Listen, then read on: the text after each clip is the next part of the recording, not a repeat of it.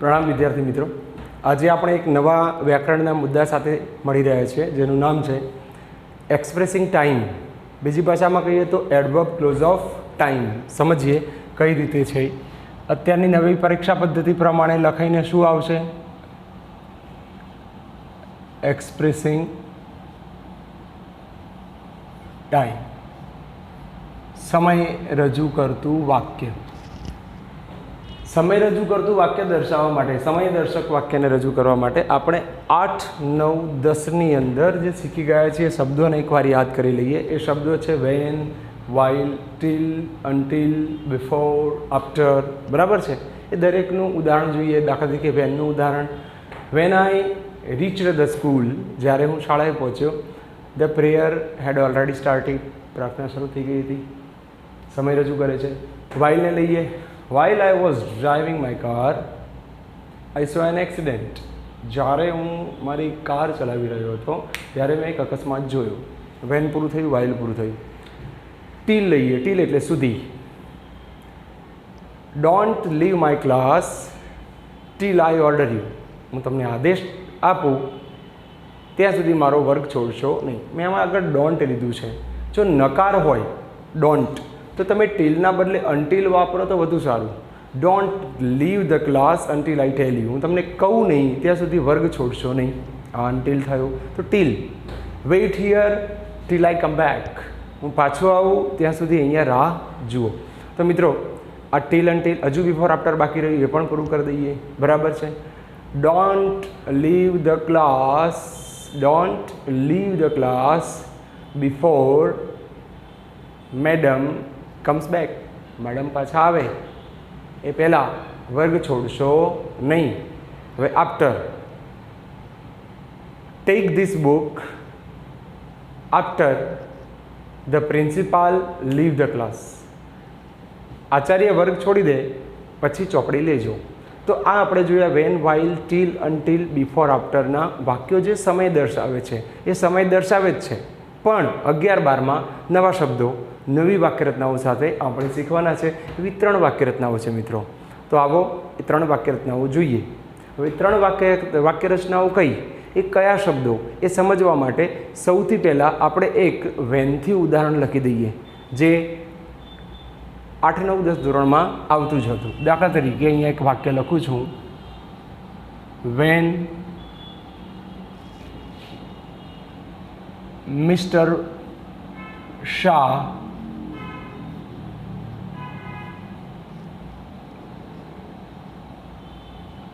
saw a snake. Snake એટલે સાપ થશે. SNAK. સ્નેક. સ્નેક એટલે નાસ્તો થાય અને સ્નેક એટલે સાપ થાય. When mister Shah saw a snake, he ran away. Gujarati શું લઈશું મિત્રો? જ્યારે શ્રીમાન શાહે એક સાપ જોયો તે ભાગી ગયા. બરાબર છે? ક્યારે ભાગી ગયા? વેન. જ્યારે. એટલા સમય દર્શાવે છે. આપણે એક નવી વાક્યરચના શીખવી છે કે વેનના બદલે શું વાપરી શકાય અને 11, 12ની રિધમમાં આવી શકાય. તો જોઈએ મિત્રો. તો એના માટે આપણે એક નવો શબ્દ આજે શીખી રહ્યા છીએ જેને આપણે એઝ સૂન એઝ તરીકે તો ઓળખીએ છીએ. એઝ સૂન એઝ, અથવા એના સમાનાર્થી તરીકે તમે જસ્ટ એઝ પણ લખી શકો છો. Just as. આ બંને એકબીજાના સમાનાર્થી છે. આની કોઈ એટલી બધી ખાસ વાક્યરચના નથી.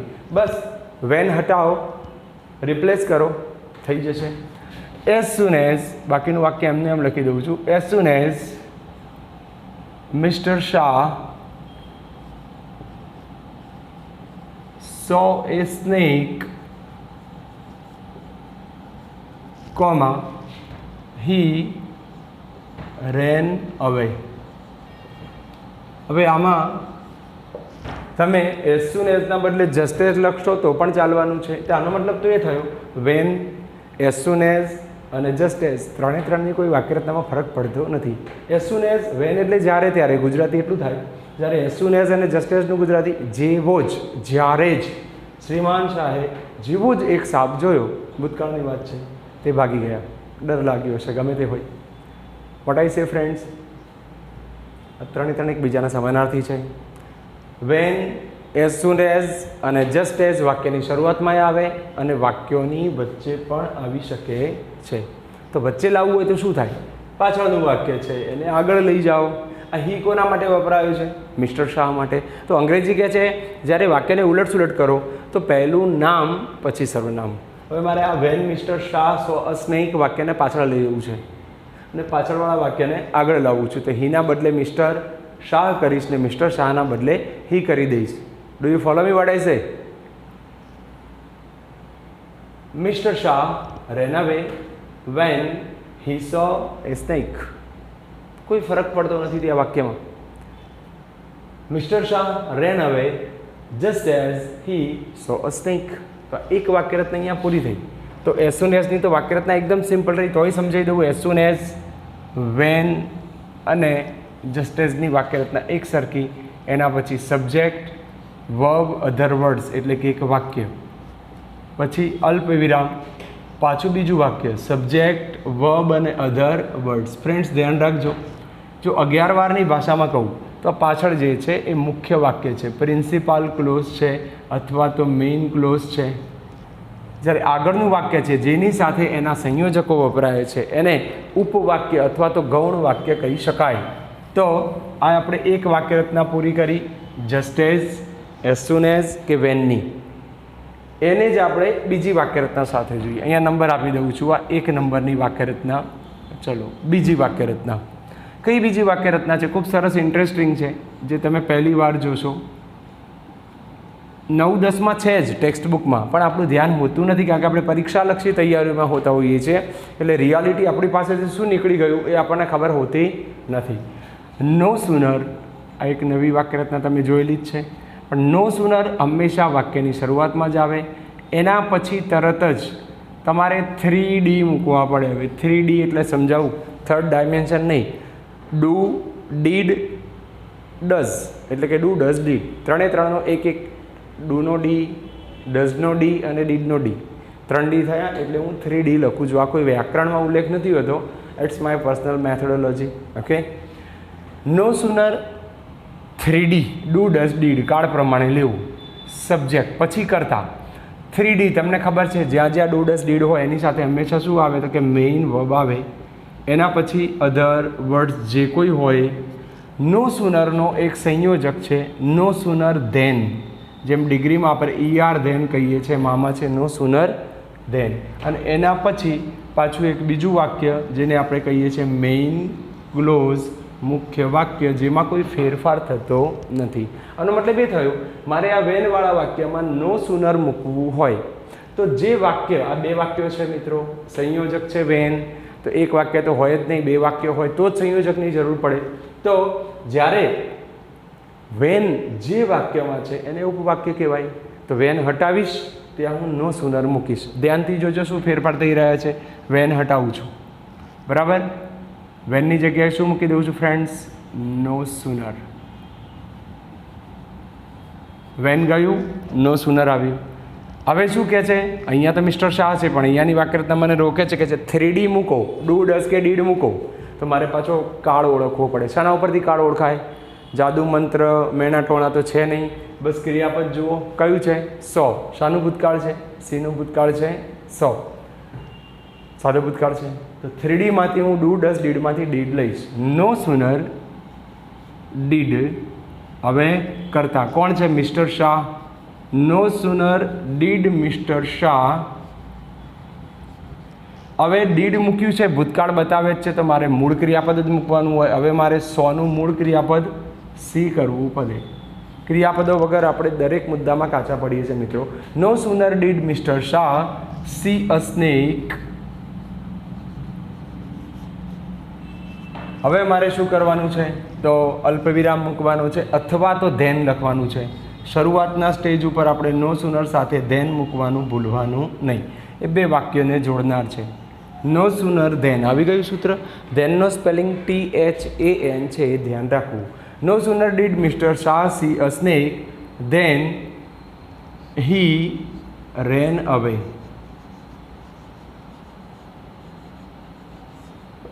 બરાબર છે.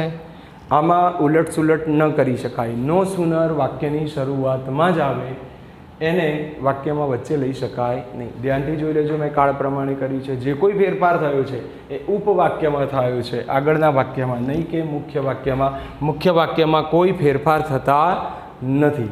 તો હવે નો સુનર પછી આપણે ત્રીજી રીત શીખવા જઈએ છીએ. એ ત્રીજી રીત કઈ? તો ત્રીજી રીત પ્રમાણે આપણે જ્યારે જઈશું, એક જોયું આપણે એઝ સૂન એઝ, બીજું જોઈ રહ્યા છીએ નો સુનર. હવે આપણે ત્રીજા સ્ટેપ ઉપર જવા જઈ રહ્યા છે અને ત્રીજા સ્ટેપનું નામ છે નો સુનરના બદલે એક નવો સંયોજક છે. એ સંયોજક કયો? તો જોઈએ. એ સંયોજકનું નામ છે સ્કેર્સલી. સ્કેર્સલી એનો સમાનાર્થી છે બેરલી. એ સિવાય છે રેરલી. સમજો, બધાના ગુજરાતી સરખા થાય છે પણ સિમિલર છે. સ્કેર્સલી, રેરલી, બેરલી અને હાર્ડલી. ફ્રેન્ડ્સ, આ ચારે ચાર શબ્દો એકબીજાના સમાનાર્થી છે. આ શબ્દો એટલે સંયોજકો જે ડિનોટિંગ ટાઈમ, સમય રજૂ કરી રહ્યા છે. એની વાક્યરચના સમજી લઈએ. જેમ નો સુનર પછી તરત જ આપણે 3D મૂક્યું, એમ સ્કેર્સલી, બેરલી, રેરલી, હાર્ડલી પછી તરત જ આપણે 3H મૂકવાનું છે. શું મૂકવાનું છે મિત્રો? 3H. હવે 3H એટલે 3D એટલે ડુ ડઝ ડીડ. તો 3H એટલે હેઝ, હેવ, હેડ થાય. પૂર્ણકાળ યાદ આવી ગયા? કોઈ પણ પૂર્ણકાળમાં હેઝ, હેવ, હેડમાંથી એક હાજર હોય ને હોય જ. પણ એકલું હેઝ, હેવ, હેડ ના ચાલે. હેઝ, હેવ, હેડ સાથે પાસ્ટ પાર્ટિસિપલ પણ ચાલે. તમને એમ કે સર એક્સપ્રેસિંગ ટાઈમ કરતાં ટેન્સમાં જતા રહે. પણ ફ્રેન્ડ્સ, તમે જોયું નો સુનર જો તમારે શીખવું હોય તો તમને 3D એટલે મને એટલી ખબર પડે, સાદો વર્તમાન કાળ ને સાદો ભૂતકાળ એ આવડી ગયો તો નો સુનર આવડી જવાનું છે. રાઈટ. તમારે જો સ્કેર્સલી, બેરલી, રેરલી, હાર્ડલીની વાક્યરચના શીખવી છે તો એમાં 3H છે વાક્યરચનામાં. 3H લલિત મેઇડ ફોર્મ્યુલા છે, એ ગ્રામર મેઇડ ફોર્મ્યુલા નથી. 3H એટલે હેઝ, હેવ, હેડ પૂર્ણકાળમાં જ આવે. એનો મતલબ જો પૂર્ણકાળ આવડી ગયા તો આ આવડી જવાનું છે. ચલો, એના પછી શું? તો કે સબ્જેક્ટ. એના પછી 3H એટલે 3H પછી હંમેશા શું આવે? પાસ્ટ પાર્ટિસિપલ એટલે કે ક્રિયાપદનું ત્રીજું રૂપ. દેશી ભાષામાં કહીએ તો વર્બ 3. આના વગર નહીં ચાલે. પછી અધર વર્ડ્સ જે હોય તમે મૂકી શકો છો.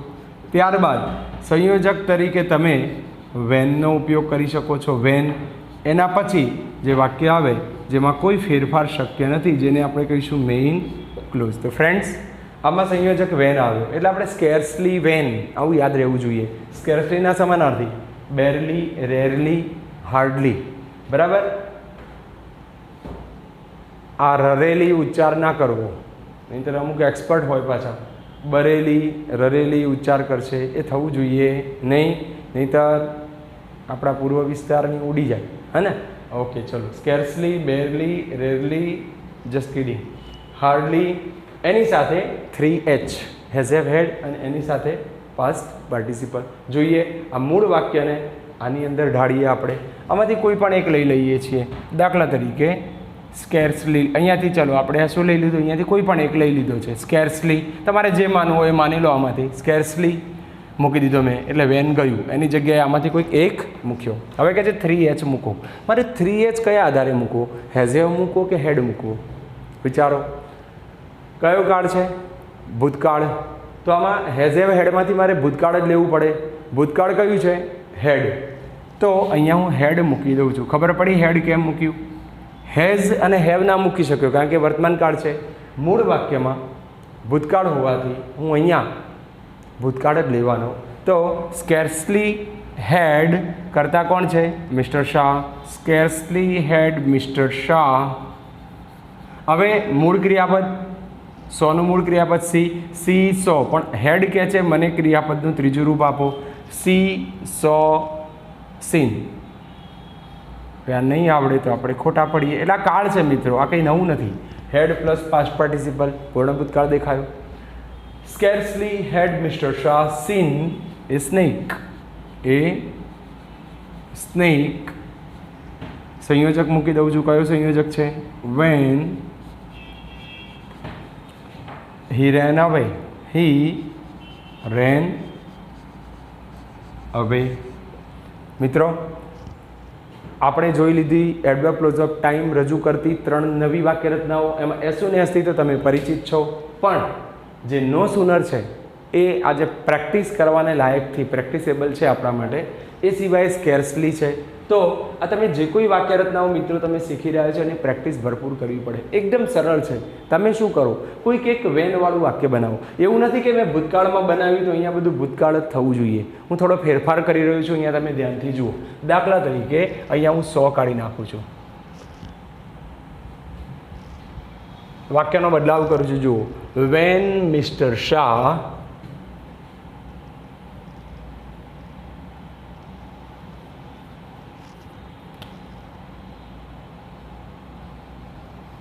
It's snacks. જો સાપમાંથી નાસ્તો કર્યો છે. When mister Shah eats snacks. જ્યારે શ્રીમાન શાહ નાસ્તો ખાય છે, હી લુક્સ હેપી. તે ખુશ દેખાય છે, બાકી ઉદાસ હોય. મને આ એસ જોઈને એટલી ખબર પડે કે સાદું વર્તમાનકાળ આવી ગયું. રાઈટ. આ જ વાક્યને હું નો સૂનર, સ્કેર્સલીને એમાં લઈ જાઉં છું. ધ્યાનથી જુઓ કેટલા ફેરફાર થઈ રહ્યા છે. એસ સૂન એસ જસ્ટ એસ વાળા વાક્યમાં શું થવાનું છે? અહીંયા જે આ 100 લખ્યું છે, 100 અ સ્નેક, એના માટે હું શું કરવાનું છું? Eats snacks. બરાબર. He looks happy.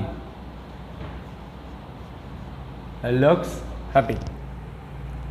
આની અંદર તમે જુઓ 3D છે જ, પણ અહીંયા વર્તમાન કાળ થતો હોવાના લીધે હું ડીડના બદલે ત્યાં ત્રીજો પુરુષ એક વચન હોવાના લીધે ડુ ડઝમાંથી ડઝ પસંદ કરીશ. બરાબર છે. સાદા વર્તમાન પ્રમાણે સાદા વર્તમાન કાળમાં ત્રીજા પુરુષ એક વચન સાથે ડુ ડઝમાંથી ડઝ આવે. મૂળ ક્રિયાપદ તો એમને એમ જ રહેશે. પાછળનું વાક્ય બદલું છું. Then he looks happy. ચલો, એ જ રીતે આમાં જઈએ. અહીંયા જે હેડ લખ્યો છે ભૂતકાળના લીધે અહીંયા વર્તમાન કાળ આવી ગયો છે, તો હું ત્યાં મિસ્ટર શાહ સાથે હેઝ હેવમાંથી શું વાપરીશ? હેડ તો ગયો, હેઝ. બરાબર છે. પાછળનું વાક્ય બદલી દઉં છું. હી looks happy. જોયું હશે તમે, એક સામાન્ય ફેરફાર નાના નાના ફેરફાર કરવાથી આખું સ્ટ્રક્ચર બદલી નાખે છે. આ બધામાં અતિ મહત્ત્વનું શું છે ફ્રેન્ડ્સ? બસ વાક્ય રચનાઓ.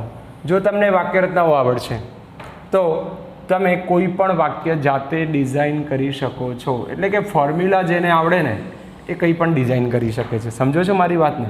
ઓકે. તો હવે તમારે શું કરવું?